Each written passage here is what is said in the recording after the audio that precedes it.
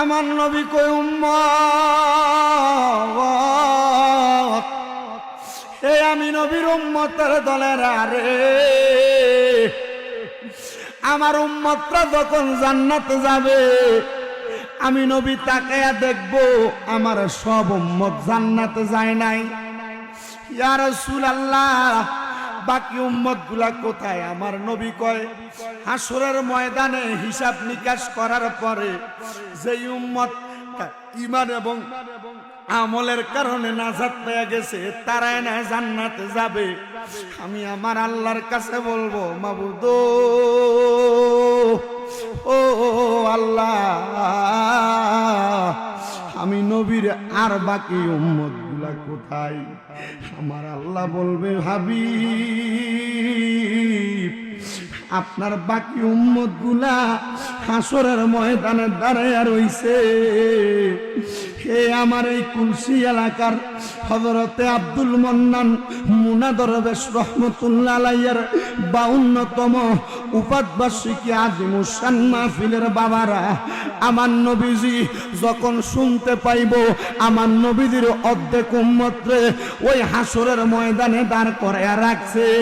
নবী কয় কেমন হাসরের ময়দান? শুনরে উম্মতের দলেরা, হাসরের ময়দানের জমিনটা তামার চাইতে এমন গরম উত্তপ্ত আমার আল্লাহ করে রাখবো, পায়ের পাতার গোস্তগুলা লাইগা যাবে, প্রতি কদমে কদমে লাইগা যাবে। এদের মাথার একবারে 4 আঙ্গুল উপরে, কোন বর্ণনাকারী কয় 1 বিঘা উপরে সূর্য না থাকবে। 1 সূর্য না, 2 সূর্য না, 12 সূর্যের তাপ দিয়া আমার উম্মতের হাসরের ময়দানে কষ্ট দিব। নবী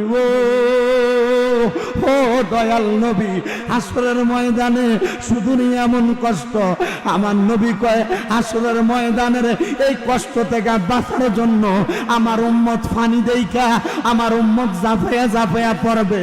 আমার নবী কয় উম্মত শুনো রে, ওই পানির মধ্যে পড়ার পরে আমার উম্মত দেখতে পাইব ওই পানিগুলা আসলে পানি না, এই পানিগুলা হইল অন্য জাহান্নামীদের শরীরের ঘাম।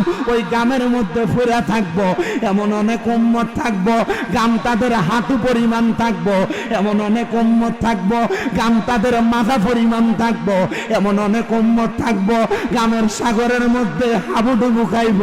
নবী গো ইয়া রাসূলুল্লাহ, আপনি নবী বলেন না এমন কষ্ট তো আমরা উম্মত সহ্য করতাম পারতাম না।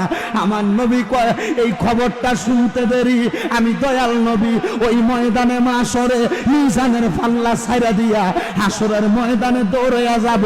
আমি নবী যাইয়া দেখব আমার একটা উম্মত এমন ভাবে তাকিয়ে রইছে, মা মারা যাওয়ার পরে, বাবা মারা যাওয়ার পরে এতিম সন্তানের চেহারাটার মধ্যে যেমন এতিম এতিম ভাব দেখা যায়, আমার উম্মতেরা এতিমের মতো হাসরের ময়দানে দাঁড়িয়ে থাকবো।